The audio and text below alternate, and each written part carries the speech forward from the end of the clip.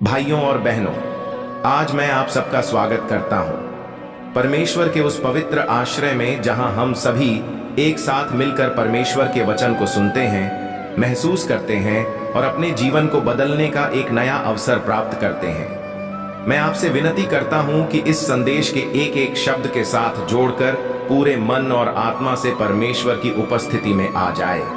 आज हम एक ऐसे विषय पर बात करने जा रहे हैं जो कई जीवनों में पीड़ा और चिंता का कारण बना हुआ है। पैसे के श्राप को तोड़ने के लिए परमेश्वर के वचन हो सकता है।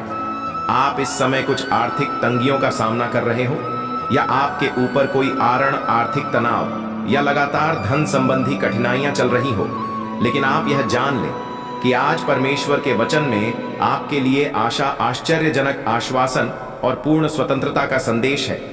आप वीडियो के किसी भी हिस्से को छोड़कर मत जाइएगा, क्योंकि आरंभ से अंत तक परमेश्वर आपके जीवन की मूलभूत जड़ पर काम करने जा रहा है, जिससे आशीष और स्वतंत्रता वास्तविकता बनकर आपके परिवार और आने वाली पीढ़ियों पर उतरती चली जाए। हम अक्सर सोचते हैं, क्या मैं हमेशा धन की कमी से जूझता रहूंगा? क्या मैं कभी अपने सभी बिलों का भुगतान आसानी से कर पाऊंगा? क्या मेरे जीवन में कभी सुकून आएगा? कई लोग ऐसे सवालों के बीच जी रहे हैं और उन्हें लगता है कि मानो कोई श्राप उनके पीछे लगा हुआ है। मैं आपको आज उत्साह के साथ यह बताना चाहता हूं कि परमेश्वर का वचन न केवल शांति देता है, बल्कि आपकी हर अभाव को मिटाने और जीवन में सामर्थ्य लाने की पूर्ण क्षमता भी रखता है। आप अभी जिस भी स्थिति में हैं, चाहे वह बहुत गहरी आर्थिक परेशानी ही क्यों ना हो, परमेश्वर ने आपके लिए हमेशा से एक योजना बनाई है। वह योजना है आपको स्वतंत्र करना। इसीलिए आज हम बाइबल से कुछ ऐसे परमेश्वरीय सत्य और वचन देखने जा रहे हैं जो आपकी वित्तीय बेड़ियों को तोड़ने के लिए वरदान साबित होंगे। मैं पूरे विश्वास के साथ कहता हूं कि इस संदेश का प्रत्येक खंड आपको पैसों के श्राप से केवल दूर ही नहीं, बल्कि सच्ची समृद्धि की ओर ले जाएगा। यह समृद्धि आपके बैंक बैलेंस से कहीं गहरी है। यह एक ऐसा परिवर्तित हृदय है जो परमेश्वर पर निर्भर है और जिस पर अनुग्रह की वर्षा होती है। कभी कभी मनुष्य पैसे को दोष देता है, लेकिन बाइबल बताती है कि समस्या पैसे में नहीं, बल्कि उस गलत मानसिकता और लालच में होती है जो हमें धन से बांध देती है। इसीलिए आज हम 7 ऐसे शक्तिशाली परमेश्वरीय सिद्धांत और वचन पर ध्यान देंगे, जिनसे आपने चाहे जैसे भी वायदे या दुविधाएं अपने जीवन में पाल रखी हो, वे टूट कर चूर हो जाएंगी। हर वचन जो आज हम सुनेंगे वह एक चाबी के समान होगा, एक चाबी जो उस बंद दरवाजे को खोल देती है जहां से बरकतें और सौभाग्य बहकर आपके जीवन में प्रवेश कर सकते हैं। इसलिए अपने दिल को तैयार कीजिए, अपने दिमाग को सतर्क रखिए, क्योंकि परमेश्वर की आत्मा आपसे गहराई से बातें करने वाली है। पहला सत्य जिसे हमें हृदय में धरना है वह है परमेश्वर की प्रभुता। जब तक हम परमेश्वर को अपने जीवन का परम राजा और परम प्रदाता स्वीकार नहीं करते, हम धन के श्राप से मुक्त नहीं हो पाएंगे। परमेश्वर का वचन कहता है, भजन संहिता 24 का 1 पृथ्वी और उसमें जो कुछ है वह सब यहोवा का है। जगत और उसमें रहने वाले भी, इसका अर्थ है कि पूरे संसार का स्वामी परमेश्वर है। वह आपकी जरूरतों से परिचित भी है और आपकी सहायता के लिए सदैव तत्पर भी। यदि आपने आज तक प्रभु को अपने वित्त का स्वामी नहीं बनाया है, तो अभी अपने हृदय में पुकारिए, हे परमेश्वर, मेरा जीवन और सारा धन तू ही संभाल। मैं अपने प्रयासों को तेरे हाथ में सौंप देता हूं। जब आप यह विनम्र प्रार्थना करते हैं, तब आप देखते हैं कि परमेश्वर आपकी चिंता को लेते हुए आपको एक नई दिशा देता है। शायद आप कहें कि पर मैं बहुत कोशिशें कर रहा हूं, मेरी आमदनी बढ़ ही नहीं रही, मैं उधार में डूबता जा रहा हूं, मेरे पास नया व्यापार या नई नौकरी के लिए कोई रास्ता नहीं दिखता। ऐसी स्थिति में परमेश्वर का वचन फिलिपियों 4 का 19 आपको बोलता है, मेरा परमेश्वर भी अपने स्वर्गीय धन के अनुसार मसीह यीशु में तुम्हारी हर एक आवश्यकता पूरी करेगा। जब वह कहता है हर एक आवश्यकता, तो उसमें ना केवल आपकी रोटी, कपड़ा, मकान की जरूरतें शामिल हैं, बल्कि आपकी व्यावहारिक, वैवाहिक, पारिवारिक और भावनात्मक जरूरतें भी शामिल हैं। यह जान लीजिए कि परमेश्वर आपके जीवन में आधा काम नहीं करता। वह पूर्णता का परमेश्वर है। वह चाहता है कि आप किसी भी प्रकार की कमी के भय से स्वतंत्र होकर उसकी महान योजना में प्रवेश करें। कई बार पैसा हमारे लिए एक जकड़न इसलिए बन जाता है क्योंकि हम उसे अपनी प्राथमिकता बना लेते हैं। लेकिन मत्ती 6:33 में परमेश्वर कहता है, पहले तुम परमेश्वर के राज्य और उसकी धार्मिकता की खोज करो तो यह सब वस्तुएं भी तुम्हें मिल जाएंगी। आज हो सकता है आप बहुत मेहनत कर रहे हो, रात दिन काम कर रहे हो, लेकिन फिर भी ब्रेक थ्रू नहीं मिल रहा। इसका एक कारण यह हो सकता है कि कहीं ना कहीं हमारे दिल की प्राथमिकता परमेश्वर ना होकर केवल पैसा बन गया है। लेकिन जब हम अपने दिल को परमेश्वर की खोज में लगाते हैं, जब हम उसके राज्य के कार्यों, उसकी इच्छा और उसकी महिमा को अपना प्रथम उद्देश्य बनाते हैं, तब परमेश्वर हमारी सांसारिक जरूरतों को भी पूरा करता है। यह एक ईश्वरीय सिद्धांत है। पहले परमेश्वर के राज्य को रखो, तब बाकी सारी बातें अपने आप व्यवस्थित होने लगेंगी। यदि आज कोई कहता है, मुझे लगता है कि मेरे परिवार पर पीढ़ी दर पीढ़ी आर्थिक तंगी चली आ रही है, मानो कोई श्राप हो, तो सुनिए, परमेश्वर के वचन गलातियों 3 का लिखा है। मसीह ने हमारे लिए श्राप बनकर हमें व्यवस्था के श्राप से मुक्त कर दिया, क्योंकि लिखा है, जो कांट पर टांगा गया वह श्रापित है। इस वचन में एक अद्भुत सत्य छिपा हुआ है, जो भी श्राप या बंधन पीढ़ियों से आपको जकड़े हुए हैं, यीशु मसीह ने उसे अपने ऊपर ले लिया। आपने यदि कभी स्वीकार नहीं किया कि आपकी यह आर्थिक बेड़ी यीशु मसीह के क्रूस पर तोड़ी गई है, तो आज स्वीकार कीजिए। मन से कहिए, हे प्रभु यीशु, जो भी पीढ़ीगत श्राप मेरे परिवार में आ रहा था, वह क्रूस पर टूट चुका है। मैं इस सत्य को स्वीकार करता हूं और अपनी मुक्ति का दावा करता हूं। यह दावा सिर्फ शब्दों तक सीमित ना रहे। दिल से विश्वास कीजिए कि ऐसा सचमुच हो चुका है।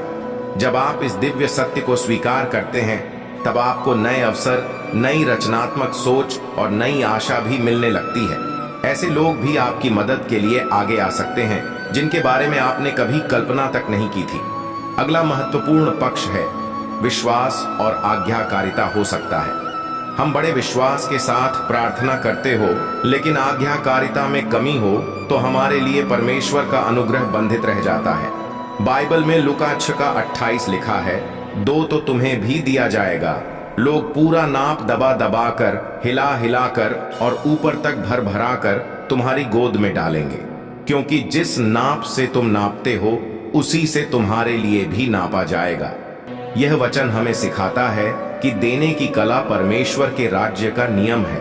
हम अक्सर सोचते हैं कि मेरे पास तो खुद के लिए ही पर्याप्त नहीं है, मैं किसी और को क्या दूं। लेकिन परमेश्वर के अर्थशास्त्र में जब आप किसी जरूरतमंद को या परमेश्वर के कार्य के लिए श्रद्धा से अपना अंश निकालते हैं, तब परमेश्वर अदृश्य रूप से आपके भंडार को बढ़ाना शुरू कर देता है।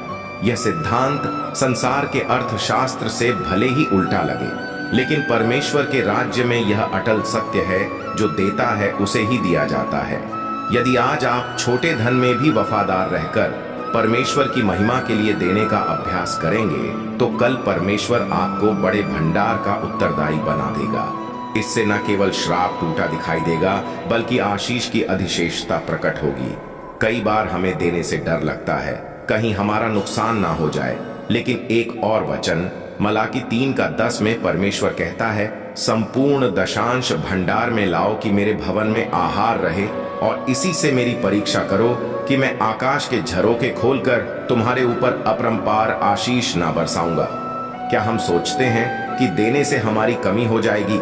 लेकिन परमेश्वर कहता है, मेरी परीक्षा करके देखो, मैं तुम पर ऐसी आशीष बरसाऊंगा कि तुम्हारे पास संभालने को स्थान ना होगा। यह वचन बहुतों को चुनौती देता है, क्योंकि परमेश्वर यहाँ हमें आजमाने की अनुमति देता है। जो आज आप दे रहे हैं वह सिर्फ पैसा नहीं है, वह आपका विश्वास और प्रेम की अभिव्यक्ति है। जब हमारा हृदय देती हुई मुद्रा में होता है, तब श्राप टूटने लगता है, क्योंकि लोभ और भय की जड़ उखड़ जाती है। हम परमेश्वर के अनुग्रह का अनुभव करने लगते हैं और स्वर्ग के भंडार से हमारे जीवन में एक नई आर्थिक व्यवस्था बनने लगती है। अब कोई यह ना समझे कि केवल पैसे या भौतिक चीजों के दान से ही सब ठीक हो जाएगा। देने का अर्थ है उस मानसिकता को त्यागना जो हमें धन का दास बनाती है, और परमेश्वर के प्रति पूर्ण समर्पण में जीना। अक्सर पैसा हमारे जीवन में एक गला काट प्रतिस्पर्धा और ईर्ष्या का कारण बन जाता है। हम दूसरों से तुलना करके दुखी होते हैं कि उनके पास यह है, मेरे पास नहीं। इस तुलना के कारण हमारे अंदर कड़वाहट पैदा होती है और हमारे मन में अनजाने ही लालच और असंतोष घर कर जाता है। लेकिन इब्रानियों 13:5 कहता है, लोभ रहित जीवन व्यतीत करो और जो तुम्हारे पास है उसी पर संतोष रखो, क्योंकि उसने स्वयं ही कहा है, मैं तुझे कभी ना छोड़ूंगा न कभी त्यागूंगा। इस वचन में परमेश्वर का प्रतिज्ञा भरा दिल झलकता है। वह कहता है कि तुम लोभ रहित और संतोषपूर्ण जीवन जियो, मैं तुम्हारे साथ हूं, तुम्हें कभी नहीं छोड़ूंगा। यदि सर्वशक्तिमान परमेश्वर आपके साथ है तो कोई भी आर्थिक बाधा या श्राप आपको नहीं रोक सकता। इस संतोष का अभ्यास कीजिए। हर छोटी चीज के लिए परमेश्वर को धन्यवाद दीजिए। देखिए किस तरह वह आपकी आर्थिक परेशानियों के बीच भी आपको शांति और समाधान देता है। अगला महत्वपूर्ण पहलू है आपकी वाणी और आपकी सोच। कई बार हम अपने ही शब्दों से अपने भविष्य को श्राप देते रहते हैं। हम कहते हैं, मैं तो गरीब घर में पैदा हुआ हूं, मेरे पास कभी ज्यादा पैसा नहीं रहेगा, या मैं कभी कर्ज से निकल नहीं पाऊंगा, या मेरे परिवार में कभी कोई समृद्ध नहीं हुआ, मैं कैसे हो जाऊंगा। परंतु परमेश्वर के वचन नीति वचन 18:21 कहता है, जीवन और मृत्यु जीभ के अधीन है। इसका मतलब है कि आपका कहा हुआ शब्द आपकी स्थिति को बदल सकता है। यदि आप नकारात्मक बोलते हैं तो आप नकारात्मक फल पाएंगे, लेकिन यदि आप बाइबल के वचन के अनुरूप बोलेंगे तो आशीष के द्वारा खुलने लगेंगे। इसलिए प्रतिदिन अपने मुख से यह कहें, मैं प्रभु में समृद्ध हूं, मेरा परमेश्वर मुझे हर अच्छे कार्य के लिए समर्थ करता है। कोई भी श्राप मेरे परिवार को बांध नहीं सकता, क्योंकि परमेश्वर मसीह यीशु में हमें आशीष दे चुका है। जब आप सकारात्मक विश्वास से भरे वचन बोलते हैं, आपकी सोच भी बदलने लगती है। जब सोच बदलती है तब क्रियाओं में एक अलग ऊर्जा आने लगती है और परमेश्वर आपके कामों को फलवंत करने लगता है। अब तक हमने बहुत से वचन देखे हैं, लेकिन उनका सार यह है कि पैसा अपने आप में बुरा नहीं है, बल्कि उसका दुरुपयोग या उससे जुड़ा हुआ कोई भी गलत हृदय भावना हमें श्राप में डाल सकता है। परमेश्वर वास्तव में अपने बच्चों को आशीषित करना चाहता है। वह चाहता है कि हम उदार बने, दूसरों को भी आशीष का माध्यम बने। इससे परमेश्वर का नाम महिमित होता है और संसार देखता है कि परमेश्वर जिनसे प्रेम करता है उनकी जरूरतों का ख्याल भी रखता है। जब हम उन 7 वचनों को अपने जीवन में लागू करते हैं, तब हमारी जेब बल्कि हमारा दिल भी विस्तृत होने लगता है। उदारता, आज्ञाकारिता, संतोष, विश्वासपूर्ण वचन, परमेश्वर के प्रति समर्पण और क्रूस पर मिली मुक्ति, यह सभी मिलकर पैसे के श्राप को काट देते हैं। आज यदि आपके मन में यह सवाल उठ रहा है कि मैंने तो कई बार कोशिश की है, मैंने प्रार्थना भी की है, फिर भी छुटकारा क्यों नहीं मिला, तो हो सकता है कि कहीं ना कहीं आपके दिल में संदेह और भय अब भी बना हुआ हो। आपने अपने शब्दों से तो घोषणा की है कि परमेश्वर करेगा, लेकिन भीतर से आप डगमगाए रहते हैं। आज परमेश्वर आपको आमंत्रित कर रहा है, आ जाओ, अपने हृदय के बोझ को मेरे सामने रख दो। उन तमाम पुराने नकारात्मक विचारों को, वित्तीय असफलताओं से जुड़े दुखों को, पीढ़ियों से चले आ रहे संघर्षों को मेरे चरणों में रख दो। मैं तुम्हें नए सिरे से उठाकर आगे बढ़ाना चाहता हूं। आज बस आपको एक कदम उठाना है, और वह है पूर्ण समर्पण। अपने हाथों को ऊपर उठाकर मन में प्रार्थना कीजिए, हे प्रभु, मैं अपना जीवन, अपनी वित्तीय स्थिति, अपनी योजनाएं सब तेरे हाथों में सौंप देता हूं। मैं विश्वास करता हूं कि जो भी दुष्ट योजनाएं शैतान ने मेरे जीवन में रखी होंगी, वह यीशु मसीह के नाम से टूट जाए। मैं इस बात को स्वीकार करता हूं कि मैं तेरे वचन के अनुसार जीना चाहता हूं, देने और आशीष बनने के सिद्धांत को पकड़ना चाहता हूं। मैं लोभ, भय, अविश्वास और हर प्रकार की कड़वाहट से मन फिराकर तेरे मार्ग पर चलना चाहता हूं। प्रभु, मुझे पवित्र आत्मा से भर दे, ताकि मैं आर्थिक प्रलोभनों से दूर रह सकूं और तेरी इच्छा के अनुसार एक उदार और संतोषपूर्ण जीवन जी सकूं। जब आप इस तरह हृदय से प्रार्थना करते हैं, तब परमेश्वर आंतरिक रूप से आपको बदलना शुरू करता है। अक्सर हम चाहते हैं कि बाहर की स्थितियां पहले बदले, लेकिन परमेश्वर अंदर से शुरू करता है, क्योंकि असली जड़ हमारे दिल और दिमाग में होती है। जब दिल से भय निकल जाता है और विश्वास का बीज पनपने लगता है, तब हमारे विचारों और व्यवहारों में एक क्रांतिकारी परिवर्तन होता है। हम धन को अपना स्वामी नहीं बल्कि परमेश्वर का दिया एक साधन समझने लगते हैं। हम संसार में दूसरों की जरूरतों को देखने लगते हैं और परमेश्वर से प्रार्थना करते हैं, हे परमेश्वर, मुझे इतना आशीषित कर कि मैं तेरे राज्य के विस्तार और जरूरतमंदों की सहायता के लिए एक माध्यम बन सकूं। यह प्रार्थना परमेश्वर के हृदय के बहुत करीब है और वह ऐसे लोगों को आशीषित करने में विलंब नहीं करता। इसलिए भाइयों और बहनों, यदि आपने अभी तक निर्णय नहीं लिया है तो अभी लीजिए। अपने मन में निश्चय कर लीजिए कि आज से मैं अपनी जरूरतों पर रोने की जगह परमेश्वर के अनुग्रह पर भरोसा करूंगा। मैं एक नया आर्थिक अध्याय शुरू करूंगा जिसमें परमेश्वर के वचन मेरे मार्ग को प्रकाशित करेंगे। मेरी जुबान परमेश्वर का धन्यवाद और सकारात्मक शब्दों से भरी रहेगी और मेरा हाथ उदारता से देने के लिए सदैव तैयार रहेगा। यह सिर्फ एक उपदेश नहीं है, यह जीवन की एक शैली है जो आपको पैसे के श्राप से मुक्त रखेगी और एक ऐसा आनंद देगी जो सिर्फ बैंक बैलेंस से नहीं आ सकता। आप आज चाहे नौकरी पेशा हो, चाहे आपका छोटा सा व्यापार हो या बड़ा उद्योग, चाहे किसान हो या छात्र, यह सिद्धांत सबके लिए समान रूप से लागू होता है। परमेश्वर पक्षपात नहीं करता, वह देखता है आपका हृदय। यदि आपका हृदय उसके प्रति एकनिष्ठ है तो वह आपका परम प्रदाता बनकर आपके सारे गमों और बोझों को दूर कर देगा। कई लोग सोचते हैं कि यदि उनके पास बहुत धन आ भी गया तो पता नहीं उनका क्या होगा, लेकिन जब परमेश्वर देता है तो वह आशीष के साथ देता है। उसमें किसी तरह की पीड़ा नहीं जोड़ता। वह हमें उस धन का सही उपयोग करना भी सिखाता है। साथ ही परमेश्वर के वचन में बार बार चेतावनी भी मिलती है कि धन को कभी भी परमेश्वर से बड़ा मत होने दो। हमेशा धन को एक साधन मानो जिससे आप परमेश्वर की महिमा कर सकते हैं और दूसरों के जीवन में बदलाव ला सकते हैं। मैं परमेश्वर के अद्भुत प्रेम और अनुग्रह को स्मरण कर आपको एक बात और बताना चाहता हूँ। कई बार लोग सोचते हैं कि वे आर्थिक श्राप से इसलिए नहीं निकल पा रहे हैं क्योंकि शायद परमेश्वर उनसे नाराज है या उन्हें दंड दे रहा है।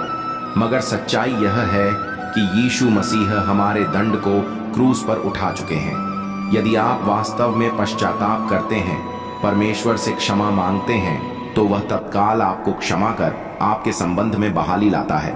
आर्थिक दुरुपयोग, गलत आदतों या गलत निर्णयों का बोझ भी प्रभु उतार सकता है, बशर्ते आप पूर्ण समर्पण के साथ उसकी ओर लौटें। यह समर्पण केवल शब्दों तक सीमित ना रहे बल्कि आपके कार्यों में भी दिखे। यदि आपने गलत तरीकों से धन कमाया है, लोगों का हक छीना है, तो परमेश्वर आपको सही रास्ते पर चलने को कहेगा। हो सकता है कि परमेश्वर आपके हृदय पर यह बोझ डाले कि आप जिसके पैसे के देनदार हैं उसे लौटा दें। चाहे थोड़ा थोड़ा करके ही ऐसा करना आसान नहीं होता, लेकिन यकीन मानिए, जब आप परमेश्वर की इच्छा में आज्ञाकारी होते हैं तो आपका भविष्य परमेश्वर के हाथों में महिमित हो उठता है। आपको सोच से परे आर्थिक ब्रेक थ्रूज मिलते हैं। यह संदेश सिर्फ एक पल के लिए उत्साह देने के लिए नहीं है। मैं कामना करता हूं कि यह आपके जीवन की गवाही बने। जब आप आज के वचनों को पकड़कर उन पर मनन करके उन्हें अपने दैनिक जीवन में लागू करने लगेंगे, तो आप पाएंगे कि जहां पहले आपको संघर्ष और हताशा दिखती थी, वहां अब परमेश्वर की योजना और अवसर नजर आने लगे हैं। जहां पहले हर कोना तंगी का एहसास दिलाता था, वहां अब परमेश्वर यह प्रावधान पनपने लगता है। आपका परिवार जो पैसों की वजह से लड़ाई झगड़ों से भरा रहता था, अब परमेश्वर के प्रेम और शांति से भरे संवादों को अनुभव करने लगता है। आपकी उदारता आपके आसपास के समाज को भी प्रभावित करती है और लोग पूछने लगते हैं, ऐसा परिवर्तन आपके अंदर कैसे आया? तब आप गर्व से कह सकते हैं, यह मेरे परमेश्वर का काम है जिसने मुझे पैसे के श्राप से छुड़ाया है और आज उसकी अनुग्रह से मैं आशीष बना हुआ हूं। आप यह भी ध्यान रखें कि शैतान इतनी आसानी से हार नहीं मानता। वह फिर से पुराने भय या लालच की भावनाओं से आपको घेरने की कोशिश करेगा। ऐसे में आपको अपने मन और हृदय को परमेश्वर के वचन से सजग रखना होगा। प्रतिदिन प्रार्थना में रहिए, वचन का अध्ययन कीजिए और परमेश्वर की संगति में बने रहिए। जैसे एक पौधा नियमित जल, धूप और देखभाल से हरा भरा रहता है, वैसे ही हमारा विश्वास भी सतत पोषण मांगता है। यदि हम परमेश्वर से दूर चले जाएंगे तो पुरानी आदतें फिर लौट सकती हैं। इसलिए निरंतर सतर्क रहकर पवित्र आत्मा से मार्गदर्शन लेते हुए आगे बढ़ते जाएं। आपका आत्मिक विकास जितना गहरा होगा, उतना ही सशक्त रूप से आप अपनी वित्तीय जीवन में परमेश्वर की महिमा देख पाएंगे। आज यह याद रखें, पैसा एक दास की तरह आपका सहायक हो सकता है, लेकिन यदि आप उसे मन, वचन और कर्म से अपना स्वामी बना लेंगे तो वही पैसे का श्राप आपको विनाश की ओर ले जाएगा। परमेश्वर ने आपको स्वतंत्र रहने के लिए बुलाया है, ना कि धन के गुलाम होकर जीने के लिए। इसलिए आप जिस भी क्षेत्र में हो, उस क्षेत्र में परमेश्वर की खोज कीजिए। जहां हो सके उदारता दिखाइए, जहां जरूरत हो वहां मदद कीजिए और रोज की गई छोटी छोटी आज्ञाकारिताओं में परमेश्वर का सम्मान कीजिए।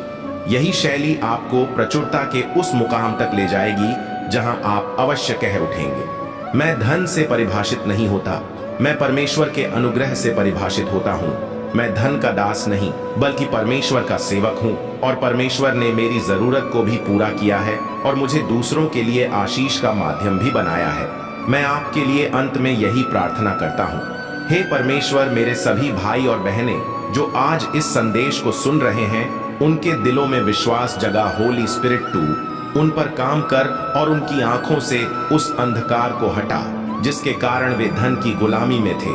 आज उन्हें पैसे के श्राप से पूरी तरह आजाद कर। यदि कोई निराश है तो उसे नई आशा दे, यदि कोई कर्ज में डूबा है तो उसे चमत्कारी छुटकारा दे, यदि किसी के व्यवसाय में लगातार हानि हो रही है तो उसे अपने दिव्य तरीके से समृद्ध कर उन्हें यह एहसास दिला कि उनकी आशीष और उनका भविष्य तेरे हाथों में सुरक्षित है।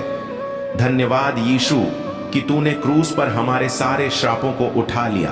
आज हम विश्वास के साथ तुझे धन्यवाद देते हैं और तुझे अपने जीवन का स्वामी स्वीकार करते हैं। यीशु के नाम से आमीन। विश्वास कीजिए, इस प्रार्थना के बाद आप अकेले नहीं हैं। प्रभु आपके साथ है और वह आपके आने जाने, उठने बैठने, व्यवसाय और पारिवारिक जीवन में हस्तक्षेप करेगा। वह आपको उन गलत आदतों और गलत सोचों से भी दूर करेगा जिन्होंने अब तक आपको पैसों का गुलाम बना रखा था।